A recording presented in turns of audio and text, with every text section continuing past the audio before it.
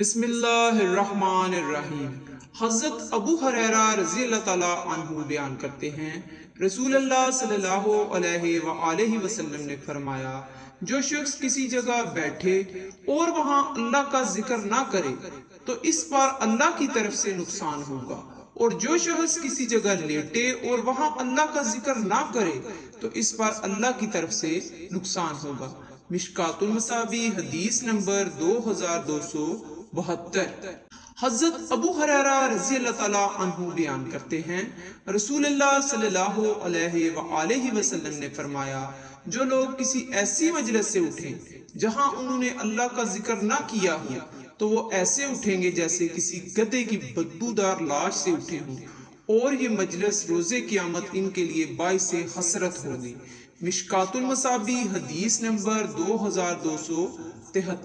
حضرت ابن عمر رضی اللہ تعالیٰ عنہ بیان کرتے ہیں، رسول اللہ صلی اللہ علیہ وآلہ وسلم نے فرمایا، اللہ کے ذکر کے سوا زیادہ باتیں نہ کیا کرو، کیونکہ اللہ کے ذکر کے سوا زیادہ باتیں کرنا دل کی کسادت سختی کا باعث ہے، اور سخت دل شخص اللہ سے کوسوں دور ہے۔ مشکات المصابیح حدیث نمبر 2276۔ حضرت ابو سعید رضی اللہ تعالیٰ عنہ سے روایت ہے کہ رسول اللہ صلی اللہ علیہ وآلہ وسلم سے دریافت کیا گیا، روز قیامت کون لوگ اللہ کے ہاں فضیلت و رفت کے اعلیٰ درجے پر فائز ہوں گے؟ آپ صلی اللہ علیہ وآلہ وسلم نے فرمایا، کثرت سے اللہ کا ذکر کرنے والے مرد اور کثرت سے ذکر کرنے والی عورتیں۔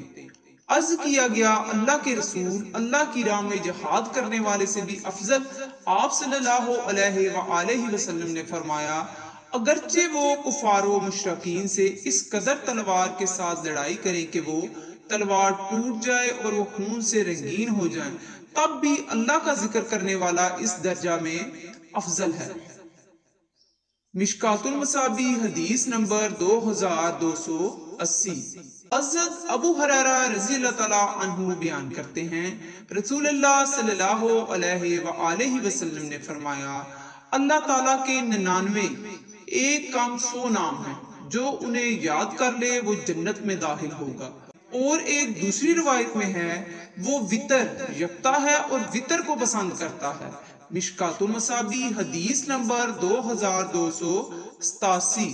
رسول اللہ صلی اللہ علیہ وآلہ وسلم نے ارشاد فرمایا، اللہ اس کے چہرے کو روشن کرے جو حدیث سن کے آگے پہنچ جائے۔ صلی اللہ تعالی علیہ وآلہ وسلم۔